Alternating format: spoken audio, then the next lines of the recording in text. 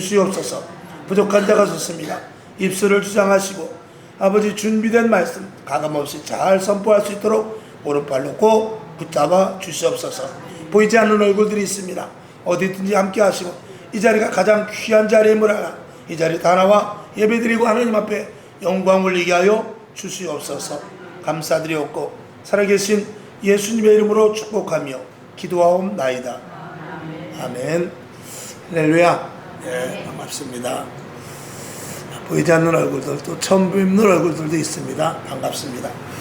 오늘 히브리서 4장 14절 그러므로 우리에게 대제사장이 있으니 승천하신 자 곧 하나님 아들 예수시라 우리가 믿는 도리를 굳게 잡을지어다 그랬어요. 여기 보면 대제사장이신 예수가 나오는데 다시 한번 히브리서 4장 14절과 15절을 다 같이 한번 봅시다. 자, 한번 다시 볼까요? 시작. 그러므로 우리에게 큰 대제사장이 있으니 승천하신 자 곧 하나님 아들 예수시라 우리가 믿는 도리를 굳게 잡을지어다. 아멘. 여기 보면은 14절 보면 우리에게 누가 있냐면 큰 대제사장이 있다 그래요. 대제사장인데 그 대제사장은 누구냐? 바로 첫 번째 보니까 승천하신 자라고 그래요. 누구를 말씀하시죠? 바로 예수님을 말씀하십니다. 승천하신 자. 그리고 그 다음에 하나님의 아들 예수라 그랬어요. 그리고 나서 뭐라 그러냐면 우리가 믿는 도리를 굳게 잡을지어다. 여기서 도리라는 것은 사람이 도리가 있어야지 그런 도리입니다. 우리가 구원받은 자로서의 도리를 잘 알아서 행하라 그런 뜻입니다. 자, 다시 위로 가서 큰 대제사장. 제사장은 뭐 하는 사람이냐면 하나님과 인간의 관계를 이렇게 중간에서 중재를 해주는 사람입니다. 그래서 이러이러한 죄가 있는데 하나님 용서해 주세요. 이러이러한 허물이 있는데 이것을 사하여 주시옵소서. 그리고 하나님 앞에 아뢰는 것입니다. 그래서 필요하면 거기에 또 짐승을 잡아가지고 제물도 올리고 하는 그런 사람이 그 제사장입니다. 근데 예수님을 일반 제사장이 아니고 가장 큰 대제사장이라고 그랬어요. 그건 왜 그러냐면 이 땅의 온 인류의 모든 죄를 다 가지고 하나님 앞에 아뢰었기 때문에 그런 것입니다. 자, 다시 보니까 승천하신 자요 하나님의 아들이시다 그랬어요. 그리고 뭐라고 그러냐면 15절을 한번 보겠습니다. 시작. 우리에게 있는 대제사장은 우리 연약함을 체휼하지 아니하는 자가 아니요 모든 일에 우리와 한결같이 시험을 받은 자로 돼 죄는 없으시니라. 무슨 말씀이냐면 우리에게 있는 대제사장은 즉 예수님은 그런 말입니다. 예수님은 어떤 분이냐? 우리의 연약함을 체휼하지 아니하신다. 그건 뭐냐면 우리가 죄가 있든지 우리가 약하든지 우리가 미련하든지 우리가 우둔하든지 그런 것들 때문에 우리를 무시하거나 그러는 분이 아니라는 거예요. 우리가 잘못하든지 죄가 많고 또 우리가 약하고 미련하고 우둔하다 할지라도 그런 것들에 대하여서 뭐라 그럴까요? 이렇게 야 바보 같은 놈 너는 안 돼 그런 것이 아니라 그런 모든 것들을 다 오히려 감싸 안으면서 하나님 앞에 아뢰는 자다 그런 말입니다. 옛날 성경이기 때문에 좀 어렵게 글씨가 되어 있습니다만 단어가 어렵게 되어 있습니다만 즉 예수님은 우리를 무시하지 아니하시고 우리를 그저 거들떠보지 않은 너는 피조물로서의 죄 있는 존재 그렇게 보지 아니하시고 우리를 똑같이 하나님의 아들로 삼으시기 위해서 우리를 하나님 앞에 고하는 대중간 역할을 감당하는 대제사장이다 이제 그런 말이죠. 그런 예수님을 오늘 소개하고 있는 것입니다. 그래서 우리가 이 대제사장이 그러면 도대체 무엇을 위해서 그 중간에 서셔서 우리를 대변을 해주시는가? 무엇 때문에? 물론 첫 번째 우리의 구원을 위해서죠. 근데 그것보다 더 중요한 것은 뭐냐면 우리의 죄를 없이 하시기 위함인 것입니다. 죄를 사해야만 하나님의 자녀가 될 수 있고 죄를 사해야만 천국 백성이 될 수 있고, 죄를 사해야만 하나님과의 관계를 가질 수 있습니다. 우리는 하나님을 부를 수도 없고 하나님이 어떤 분인지 상상할 수도 없는 존재입니다. 그리고 하나님과 우리와의 관계는 동에서 서가 먼 것 같이 전혀 범접할 수 없는 그런 관계입니다. 왜? 죄 때문에. 그런데 하나님과 우리와의 관계를 자식의 부모와 자식 관계로 맺어진 분이 있으니 바로 대제사장이신 예수 그리스도인 것입니다. 그 예수 그리스도께서 도대체 무슨 방법으로, 무슨 수단을 써서 우리가 하나님과 관계도 없고 하나님을 아버지라 부를 수 없는 존재인데, 구약만 해도요 자녀들이라고 안 그러고 그냥 백성이라고 그랬어요. 그래서 하나님은 왕과 같은 존재고 이스라엘 사람들은 백성이라고 그랬어요. 근데 신약에 와서 예수님은 한 단계 업그레이드를 시켰는데, 어떻게 업그레이드 시켰냐? 왕과 백성의 관계가 아니라 아버지와 자녀의 관계로 만들어 주셨어요. 그 대제사장의 역할을 감당하죠. 즉 중간 역할을 잘 하신 거예요. 중간 역할을 잘 했는데 하나님께서 No, 안 돼, 아들 삼을 수 없어. 어떻게 저런 죄 있는 자들을 어떻게 아들을 삼을 수 있어? 내 자녀가 된다고? 어림도 없어. 근데 예수님께서 가운데 쓰셔서 그 역할을 감당했는데, 예수님께서 어떻게 감당을 하시냐? 저 죄를 내가 다 담당하겠습니다. 저 죄를 내가 다 담당해서 저들이 죄 없이 해요. 저들을 죄 없이 해서 하나님을 아버지라 부를 수 있는 자격 조건을 만들어 놓겠습니다. 쉽게 말하면 그런 것입니다. 그래서 예수님께서 우리를 위해서 십자가에 죽으시고, 그리고 우리의 죄를 다 담당하셨습니다. 예수님께서 십자가에 못 박혀 죽으시면서 요한복음 19장에 보면 다 이루었다 그랬어요. 다 이루었다. 그러고 십자가에 못 박혀 돌아가시고 내가 너희들의 모든 죄를 다 담당했다 이렇게 말했어요. 그런데 그러고 나서 그냥 죽어버리고 내가 너희 죄를 담당했다 그러면은 우리에게 무슨 증거가 없어요. 그 예수님께서는 내가 너희의 모든 죄를 그 담당했다는 그 증거를 보여주마. 그 증거를 보여준 사건이 뭐냐면 부활의 사건인 것입니다. 이 부활로 말하면서 어떻게 죽은 자가 살았지? 너희도 죽을 수밖에 없는 자인데 내가 너희의 죄를 담당했기 때문에 너희도 다시 부활의 생명을 가진 새 생명을 가진 자로 변환된 거야. 그걸 새로운 피조물이라고 말하는 거야. 새 생명을 가진 자라고 말하는 거야. 이것을 예수님께서 부활로 말미암아 우리들에게 드러내 주신 것입니다. 그러니까 만일 예수 그리스도의 부활이 없으면 우리의 믿음은 헛것이라는 거예요. 예수 그리스도의 부활이 없으면 우리가 새로운 피조물이 됐다는 그 어떤 증거도 우리는 제시받을 수 없는 것입니다. 그러니까 예수 그리스도께서 부활하심으로 말해서 어떻게 죽은 자가 살았지? 어떻게 무덤 속에 들어가서 3일 만에 살았지? 그 살았다는 것은 도저히 살 수 없는, 이건 인간의 방법과 인간의 생각으로 할 수 없는 일인데 누가 하셨냐? 하나님이 하신 일입니다. 하나님은 어떤 자를 살리냐? 죄 없는 자를 살리시는 것입니다. 그러면 우리들에게도 같은 동일 조건이 있어서 우리의 모든 죄만 없다면 우리는 영생의 근거를 갖게 되는 것입니다. 그래서 우리의 육신, 우리 죄가 무엇으로 지냐? 이 육신이 지는 것입니다. 왜? 육신의 배를 채우기 위하여, 육신의 마음의 생각을 채우기 위하여, 욕심과 더러운 것과 추한 것과 이 몸뚱이 하나 잘 걸치기 위해서, 이 몸뚱이 하나 잘 먹고 잘 살기 위해서. 그래서 이 몸뚱이는 큰 죄의 투성입니다. 우리에게 예수 그리스도를 믿음으로 말미암아서 주 예수 그리스도로 말미암아 새로운 영이 우리 안에 들어오게 됩니다. 그걸 예수의 영이라고 말합니다. 예수의 영이 우리 안에 있어서 우리를 지배하게 되는데, 우리를 끝까지 지배하는데 그 사도 바울의 고백과 같이 아무리 지배를 해도 이 육신이 자꾸 죄를 지으려고 해서 매일매일 갈등이 생긴다 그 말이에요. 그렇기 때문에 이 육신은 결국 썩어져 없어져 버리고 말아요. 죄로 말미암아. 그리고 무엇만 남느냐? 영혼만 남게 되는 것입니다. 그것이 구원받은 자의 모습인 것입니다. 여러분, 그 일을 누가 하셨냐? 예수 그리스도께서 하시고 우리를 하나님의 자녀로 삼으신 것입니다. 그 부분에 대해서는 우리가 에베소서를 볼 수 있어야 되는데, 자, 에베소서를 한번 보겠습니다. 2장 1절을 한번 봅시다.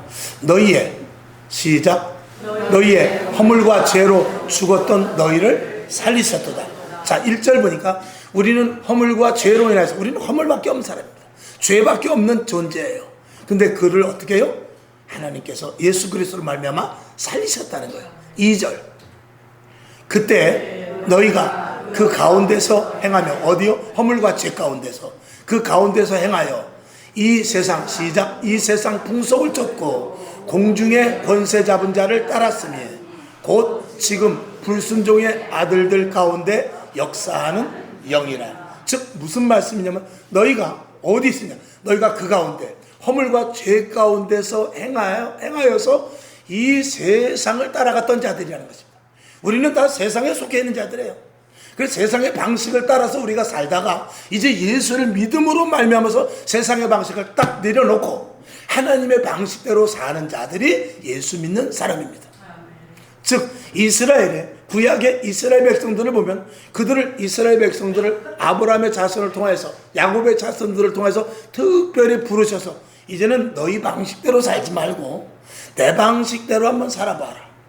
그러면 내가 너희를 통하여서 바다의 모래와 같이, 하늘의 별과 같이 그렇게 많은 너희 나라가 장대하게 할 것이고, 그리고 너희로 복의 근원이 되게 하소서 너희를 따르는 모든 자들이 복을 받게 하겠다라고 약속을 하셔서 이스라엘 백성들이, 이스라엘이라는 나라가 하나님을 잘 섬길 때는 주변의 모든 나라들이 두려워 떨며 주변의 모든 나라들이 이스라엘을 어려워했어요. 그리고 이스라엘이 든든히 썼어요.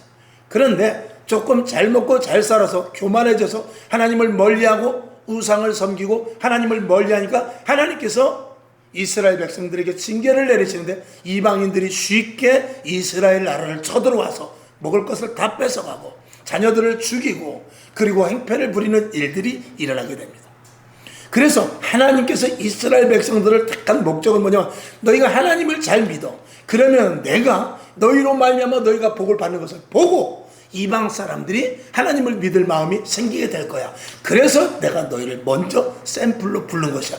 너희가 똑똑해서, 너희가 잘나서 부른 것이 아니고 너희가 약하기 때문에 오히려 내가 불렀다 그래. 왜? 약한 자들을 불러서 하나님으로 말미암아 강하게 만드시기 위해서. 오늘도 이 자리에 돈 많고 지식 있는 사람보다는 가만히 보면 교회 다니는 사람들 보면은요, 여자가 많습니다. 약한 사람이 많아요. 그리고 교회 다니는 사람들 보면, 저도 이렇게 사회에서 이렇게 좀 있다가 늦게 목사가 됐습니다만 보면은요, 지금은 이제 그렇게 생각하지 않습니다만 그 전에 집사 때 이렇게 보면은요, 가만히 보면 교회 다니는 사람들은 조금 덜 떨어진 사람들만 다니는 것 같아요.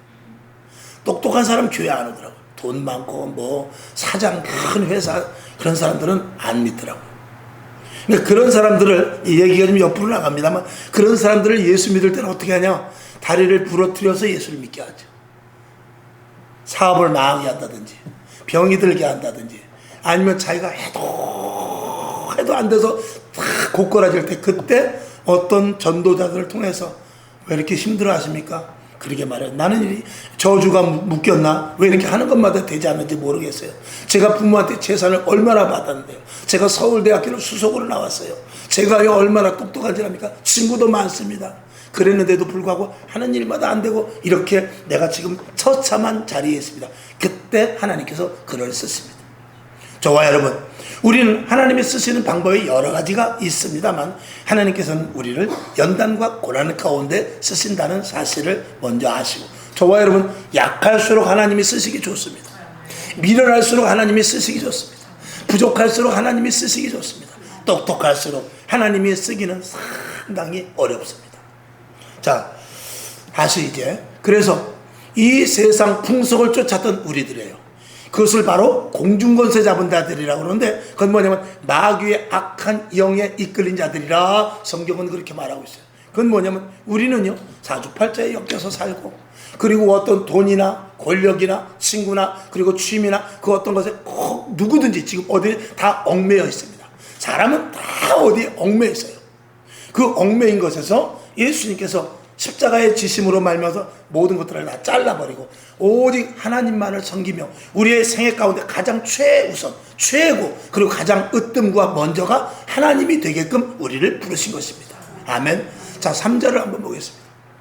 전에는, 시작. 전에는 우리도 다 그 가운데서 우리 육체의 욕심을 따라 지내며 육체와 마음에 원하는 것을 하여 다른 이들과 같이 본질상 진노의 자녀였더니. 우리는 다 진노의 자녀, 세상 사람들과 똑같은 진노의 자녀였다라는 것을 이 에베소서에서 사도 바울이 말하고 있는데, 우리가 그랬었으나 우리는 육체를 따라, 욕심을 따라, 그리고 육체와 마음이 원하는 것을 따라 살았던 사람, 그런 진노의 자녀였다 이 말이에요.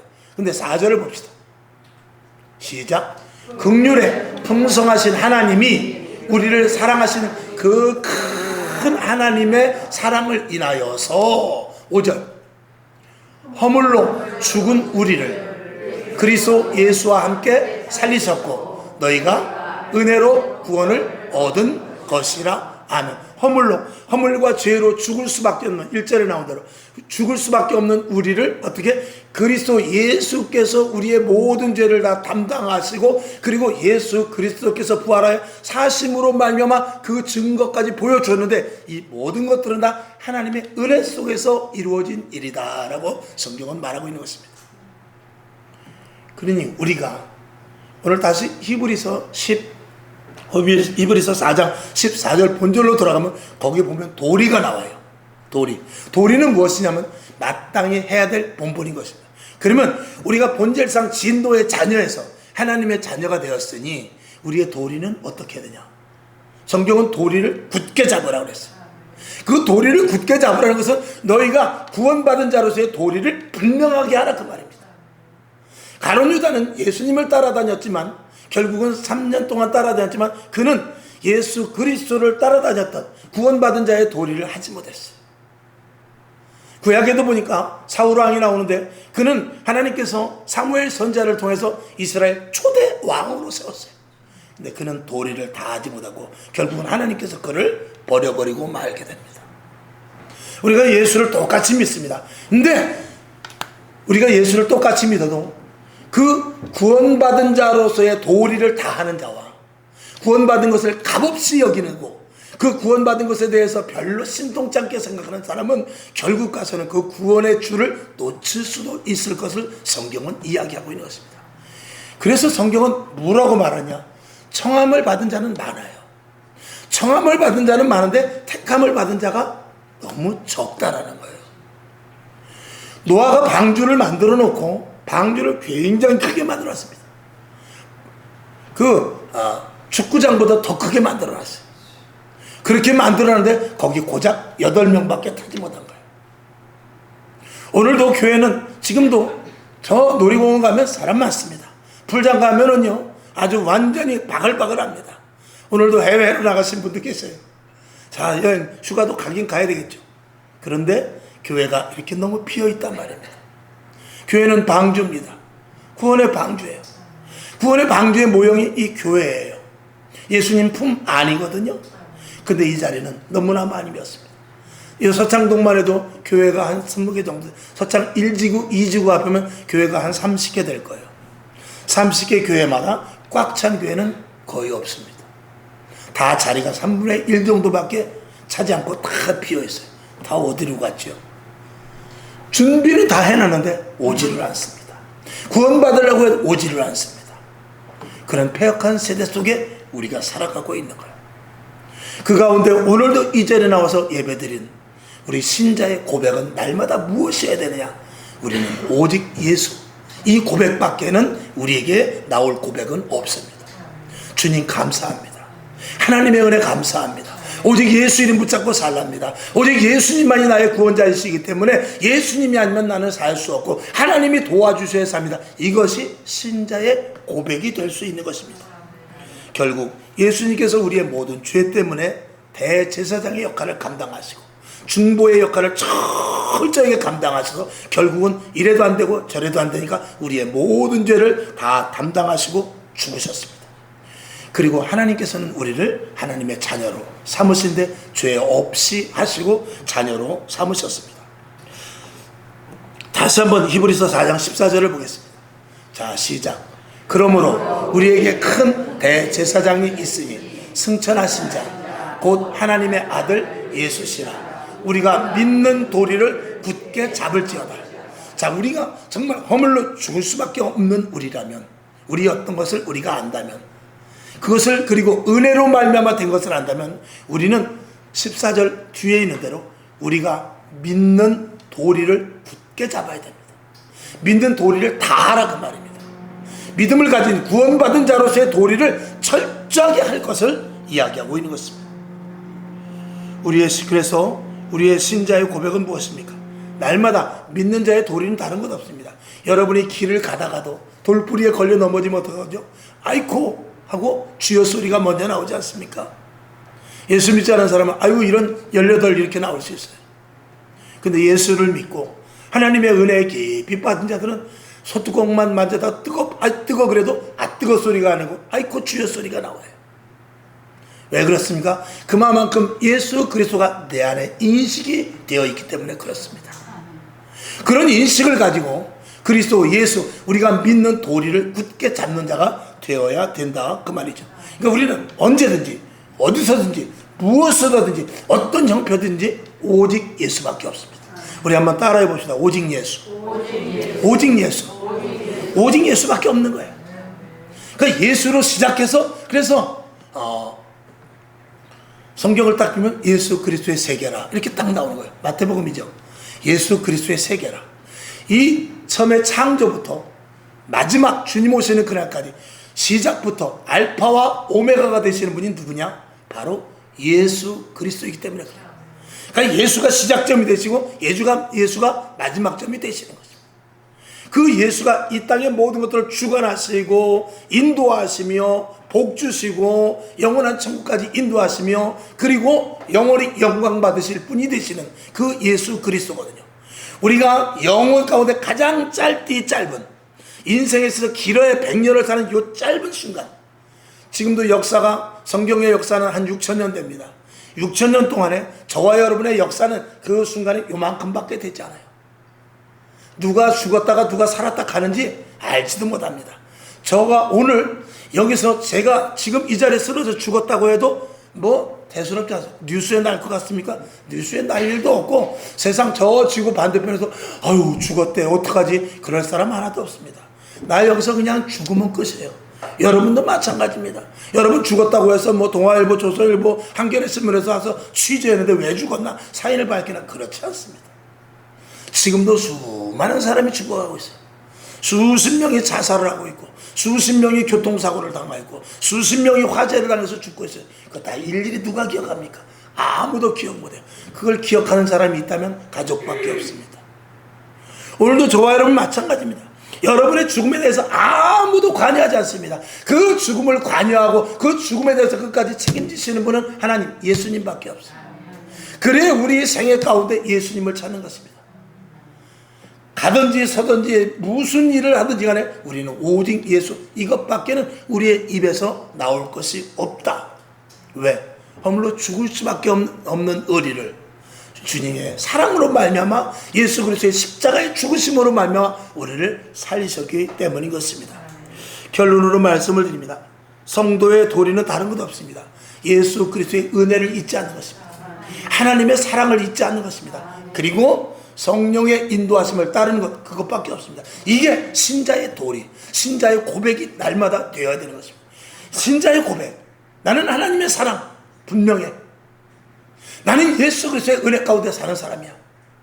나는 성령의 인도하심이 아니면 살 수 없는 사람이야. 이것이 날마다 우리 속에서 고백이 나올 때 그게 신자의 진정한 고백이라 말할 수 있는 것입니다.